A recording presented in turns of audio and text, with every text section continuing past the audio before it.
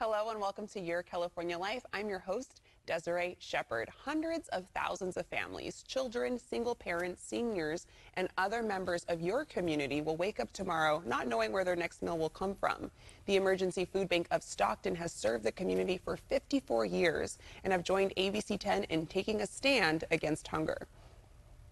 We just need to feed. Everybody needs food. Food is essential, and that's what we do here. We feed. We don't ask questions. We don't ask you, do you have a job? How many people in your household? We just feed the need. We are not affiliated with any other food bank. We are a standalone food bank, so all the things that you see, all our programs are funded by the community. They're supported by the community, and obviously companies and grants and things that we can find. Good stuff, really. Yeah? Healthy.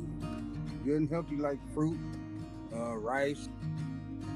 It helps me a lot because I'm on widow's benefits, and I have, I'm waiting for a liver transplant.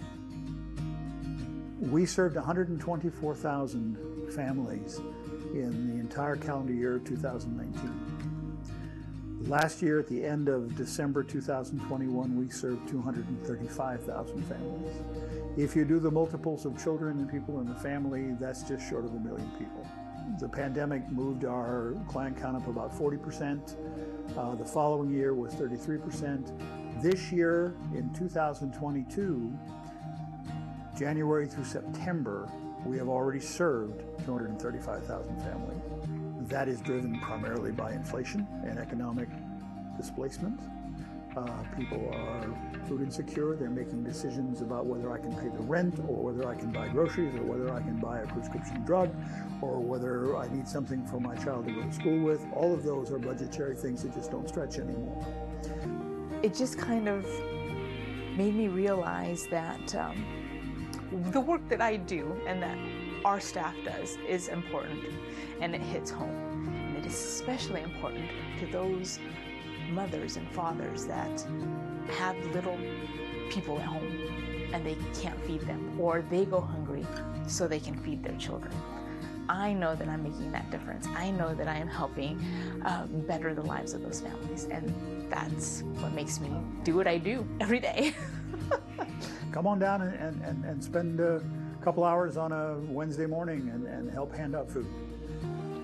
We have a very small staff, always have, and always will. Most food banks do.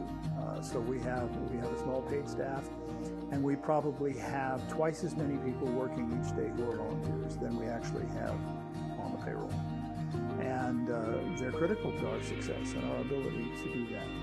The other thing that they can do is make people aware that this is an option and where it is. And be a friend of the food bank by simply saying, hey, there's an option on 7 West Scotts that can help you. And it's easy to do, it's friendly, it's open, it's something that you can do without being unsure what, people are afraid because they've never done it. So spread the word.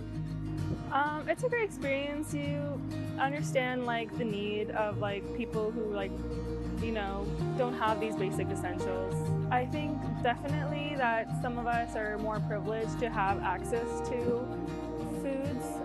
I realized here that that's not necessarily true here, and I'm hoping that we can find more ways to combat food insecurity. It's not just handing out food. We also do DoorDash, and DoorDash is mostly for people who aren't able to physically come in. Every day it's a great feeling.